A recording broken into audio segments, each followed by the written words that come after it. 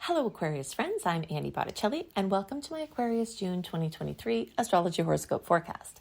This is for you if Aquarius is your sun sign, your moon sign, your rising sign, or any other placement of Aquarius you're watching for.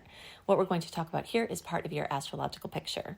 And if you're a very late degree Aquarius friend, so birthdays around February 15th through the rest of the sign, or Aquarian placements around 23 degrees or so through the rest of the sign, I suggest you additionally listen to my Pisces reports because both the Aquarius and Pisces reports will have pieces for you very late degree friends. I'm calling the theme of this month, or the theme of this report, 7 things Aquarius must do this month. And I'm going to go through my list and give you the astrological corroboration. We'll also talk about some other things that are relevant for you to know to make the most of the energetic potentials this month. And do remember that when we talk about astrological potentials through reports like this, we are talking about that, potentials. Not necessarily manifestations, just like a weather meteorologist might say, 90% chance of rain or other sort of weather events.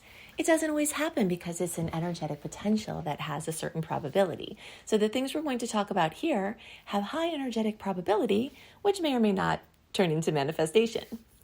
We have slightly more sweet aspects compared to salty ones. Salty aspects, that's a term that I coined to describe inharmonious connections in the stars. So we do have some of those bumps, but we do have more sweet connections. So that's something to know regarding the flavor of June.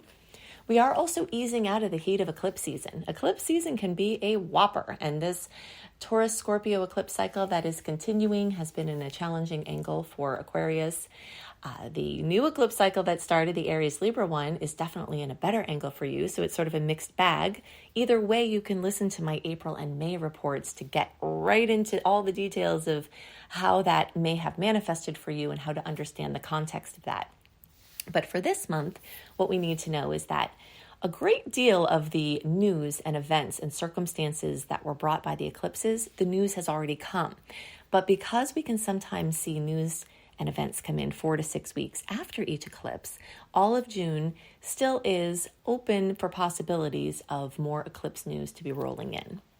Something else that's important about this month is that since we're out of the Mercury retrograde and from June 1st through 19th, we are clear from the impending Venus retrograde transit that will be starting soon, that we have a nice open period that should be clearer and easier to implement changes and decisions from the information that came from those eclipses. Okay, so from June 1st through 19th, take advantage of the energies moving direct, to do important things like make big decisions, big moves, big gatherings, travel plans. Not to say that you can't do travel plans in retrogrades, you absolutely can, but this is just a rare period for 2023 because most of 2023 is going to be entrenched in personal planet retrogrades. So it's just something noteworthy that you'll have a few weeks of just kind of getting your bearings straight, getting some things taken care of, getting some direction, getting some plans in before the Venus retrograde pre-transit shadow period starts after the 19th of June. And then we'll go into that, for many months into the fall or spring for you all down under. And Venus rules love and romance and relationships and money and finances and self-esteem and beauty and design and more. So the energies of inward and backward and things from the past and being the earthworm going back over these things is going to really take front and center. And I love Venus retrograde myself. In July, we'll talk more about this. And you can search for Annie Botticelli Venus retrograde. I have a great video and tons of blog series on this matter. It's one of my areas of expertise. It's actually also quite a bit of it in my book, Planetology.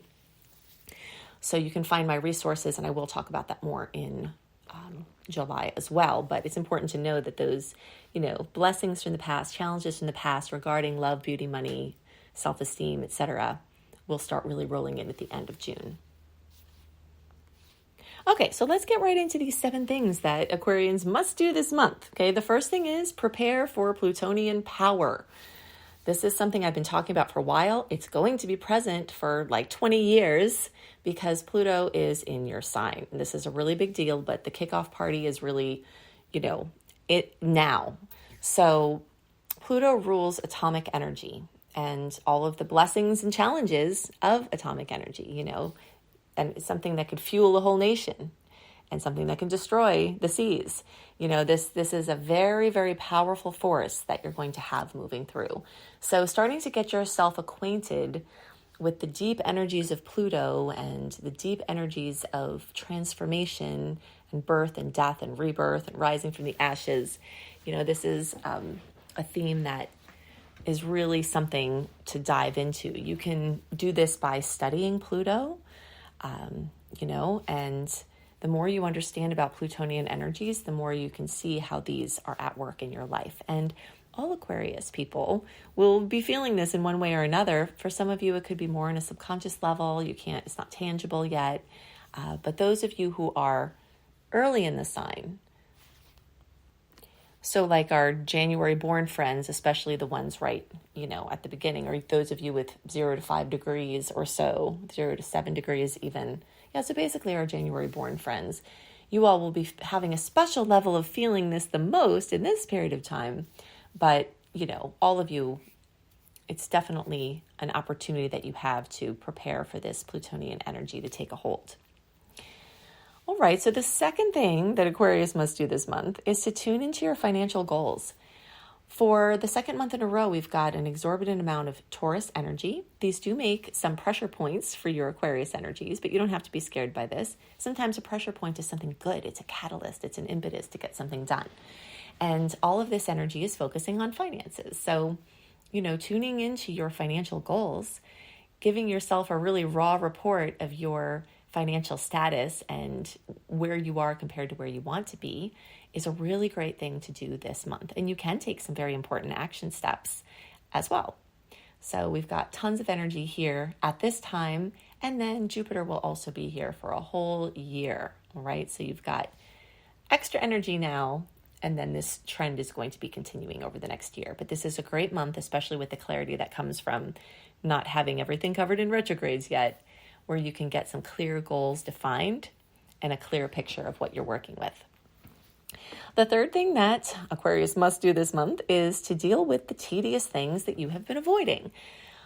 You're not going to have energy like this for a while that will help you get through the distractions with all of this earth energy. Once a lot of this energy passes out of Taurus, even though, like I said, there are some long-term energies there in the backdrop, as we have certain parts of this energy moving along, you're not going to get as much of that, grounded focus on annoying details and tedious projects. So if you have things like that you have to do, you might be able to blaze through those things quicker now before we get even more energy in Gemini and you get even more distracted.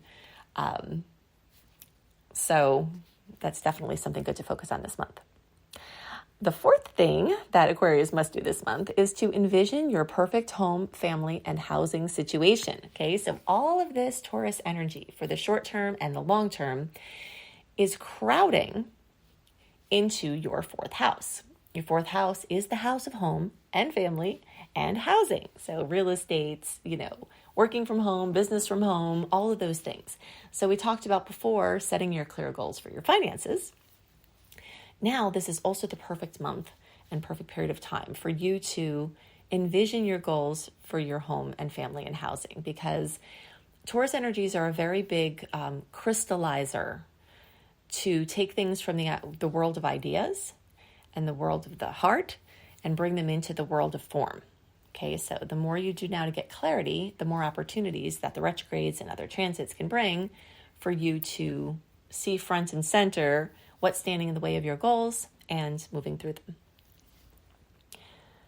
Okay, so the number 5 thing that Aquarius must do this month is to do the important things that need oomph and clarity. Okay, so I mentioned the June 1st through 19th open period. We're not going to have a period like this free from personal shadow periods or transits or their shadow periods until much later in this year. So the predominance of this year is covered in this inward and backward energy. And it's not anything to fear. I love retrogrades. Retrogrades are one of my areas of expertise in astrology. And I have quite a bit of this in my book, Planetology, How to Align with the Natural Rhythms of the Universe. which you can check out. And I have lots of online free resources through videos and blogs about retrograde. So there's nothing to fear. It's just different. There's not always as much oomph or as much clarity or as much direction or as much ease in seeing the bigger picture. Things get very local or right in your face, or, things from the past or patterns from the past to deal with. And sometimes there are opportunities from the past to cash in on, so again, nothing to fear, but something to do this month is to grab that forward moving energy and harness it and use it, because anything that you begin new in your life, that day that you begin it, is a birthday for that venture. And the imprint of the stars for any things you start during that time, June 1st through around the 19th, is going to have that impression of forward movement and not retrograde for the personal planet, energies. So that's definitely a to-do for this time. The number 6 thing for Aquarius that you must do this month is to let your creativity abound, right? So we've got the sun moving through Gemini. We've got star goddess Juno moving through Gemini. And both of these placements are highlighting. And also Mercury is going to get into Gemini this month and pass through it very quickly. But all of that's highlighting your 5th house of creativity and passion and romance and children, and you being center stage, or your work being focused on and your creativity sparkling. I also call this area the house of bucket lists. So things that you've always wanted to do. This could be a perfect month for that. So let your creativity abound as far as anything that you want to create in your life, and even just art for art's sake. And we also are going to have the new moon in Gemini in this area of your chart. So in the days around June 18th, you'll have this new moon, new beginnings energy to add to these other planets that I talked about. And then in the days around June 3rd, we've got a full moon, fullness, completion, fruition, drama coming to Sagittarius. So long distance travel, immigration, writing, speaking, publishing. Gemini also rules writing energies. So we've got, important things going on with your expression and what you're doing out in the world. Okay, so the number 7 thing to do for Aquarius this month is to apply zest to your relationships and or solve relationship issues with zest and creativity. Okay, so first of all, like I said, this 5th house rules your love and romance sector, one of the layers of that. And then your 7th house, the house of partnerships, relationships, has Venus and Mars going to make a conjunction. So it's rare that Venus and Mars get together. And when it happens, it's not super rare, but it doesn't happen every day. And so this is happening in the sign of Leo, which is ruled by the 5th house, which is where you have all this Gemini energy. And it's happening for you in your house of relationships. So if you have a problem in your relationship, whether it's a romantic relationship or any relationship, you may need fun and creativity and zest and sparkle to solve that problem. What we don't want is the negative side of Leo, which could be ego, all right? So you want to try to avoid the ego battles and instead maybe come with a new creative, zesty focus or solution to solve any problems that you have in those areas. Or it could just be super fun, super sizzling.